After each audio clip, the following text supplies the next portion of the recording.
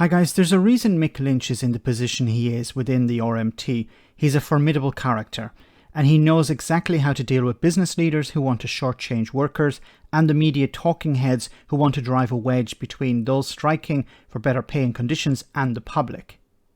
Here Mick was interviewed by GB News, where one of the hosts attempted to play devil's advocate, but instead exposed the real narrative the media have against trade unions and Mick Lynch in particular. But have a listen to how Mick pushed back and got them to expose their narrative. Mark has been in touch, who says Mr Lynch and Mr Whelan are calling these strikes for political reasons. They don't lose a penny from their six-figure salaries. Now, I'm sure you hear that all the time, but it's a point worth making, isn't it? You're just peddling cliches there. I don't have a six-figure salary, so that's nonsense. Nor does Mick Whelan, so you're just making it up, basically. This is not a political strike. The people behind me are not politicians. They're ordinary men and women that want a decent day's pay for a decent day's work, and that's what we're after. So the idea that this is some kind of political strike, you're just peddling nonsense, and I'm sick and tired of hearing it from politicians who come out with this rubbish and journalists that just recycle it. It's so easy for you to just say this is a political strike. That's it's nonsense. Well, I don't know where you get it from. What we want is a pay deal. We want a set of conditions we can work with, and we want job security. That's nothing to do with politics. Well, let's be quite clear. This isn't us, but this is us asking a question. This is us asking a question that one of our viewers and listeners has emailed in. Let's be clear. And you need but it's rubbish. It's a nonsense idea that we are. What political programme are we peddling? These people behind me. What is the political angle in this dispute that you're alluding to? Well, yeah, but the point is, this is what the public or some of the public. Well, you said it's a political angle. What is the political angle that we're peddling? Well, if you let me ask a question, the point is this is what someone has been in touch and asked us to ask you. Now, if that's what the public perception is, you need to have the public on side. There is no political angle to this dispute. Well, the political angle. Say that again? Well, ultimately, the political angle would be to bring down a Tory government, I guess. Well, when have we ever said that? I haven't said that to you this morning. It's not on our stuff. We are here to settle an industrial dispute, which is about pay, conditions and jobs, as well as our pensions. It's up to the Tory party who they put in government. They have deposed at least 2 prime ministers without an election in the last 5 years. It's nothing to do with what railway workers are doing. We want a settlement to this dispute. Wonderful. I love this, guys, because I would have responded by saying, well, where did they get that idea from? And then, you'd be down another path. Where did they get the idea from? Obviously from the media, from the likes of GB News. GB News is feeding them this idea that it's political. The politicians are feeding them this idea that it's political.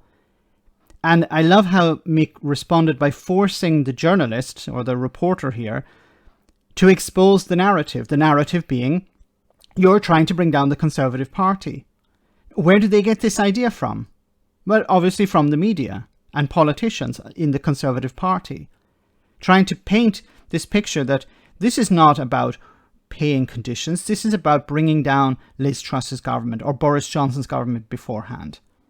And Mick is much better at dealing with these people than I am, because I would have, tried to push back on where did they get this idea from. But he stuck to his guns and he said, this is not political.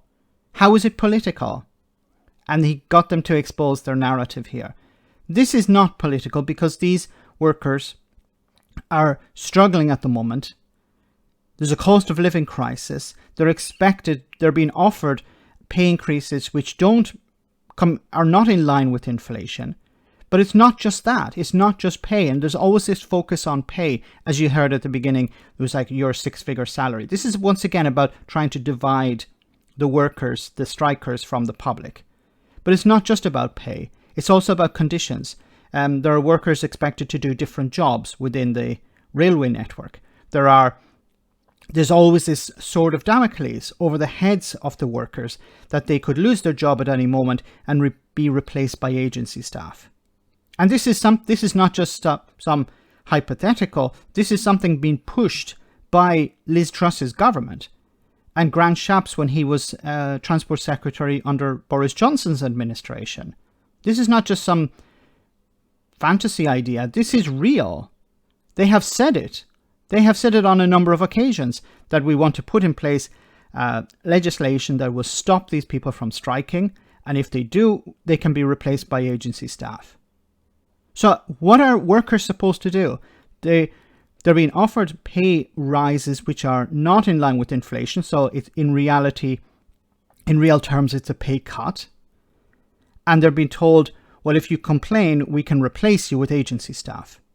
Or you may be rehired, but through agencies where whatever protections you had before are completely eliminated. But once again, kudos to Mick Lynch here for pushing back, getting these people to expose the truth. They expose their real narrative. That is, it's political. Mick Lynch is a socialist. Mick Lynch is a Labour activist or something. So people focus on him and not on what he's actually talking about.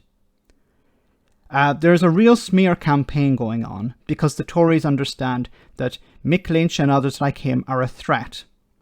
Not a political threat, but they are exposing the problems in the system. They're exposing how if people work together, if people join hands, they can actually get better paying conditions. And they're adamant to stop that. Let me know in the comment section, guys, what you think about all of this. As always, your comments are greatly appreciated. Thanks a lot.